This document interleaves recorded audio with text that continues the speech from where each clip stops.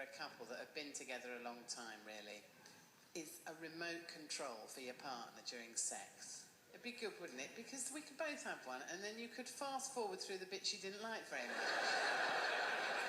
Wouldn't it? You could sort of put them on hold, go and get a sandwich, do a bit of shopping, you know.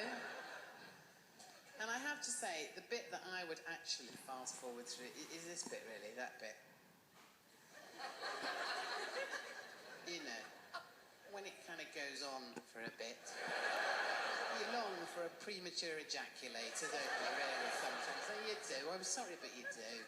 Especially when they've had a few beers. Bloody hell, it's like... And the thing is, you can't help it, but if you know your partner well and you're doing this, your mind starts to wander. It does. You can't help it. However much you try to think, I'm enjoying it, I'm enjoying it. You can't help it, can you? You do. Ceiling needs painting.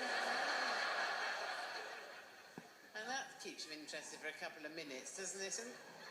And then what do you do? Well, I find I start to plan tomorrow's menus. We'll have fish fingers for the kids' tea. Maybe not. You know, and then give it 15 minutes and you have to do the crossword in your head after that, don't you?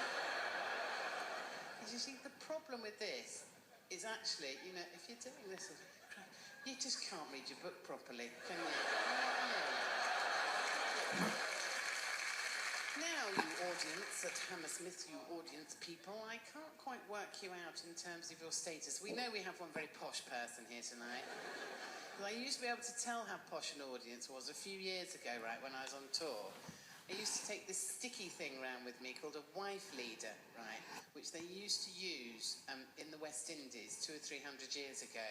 And what they would do is they would put it on their wives. It was like a stick with an elasticated loop at the end. And they would put it on women's fingers and lead them round so they didn't run off and do shopping or something like that. Very sensible. And I used to try and get people to guess what this was, right? I used to hold it up and say, do you know what this is? And I was in Cambridge one night, which is very posh indeed. And I held this up and I said, does anyone know what this is? And a woman up the front went, is it a cassava juice extractor? Blimey, I don't even know what a cassava is. The following night I was in Warrington near Liverpool, and that's not posh at all, right?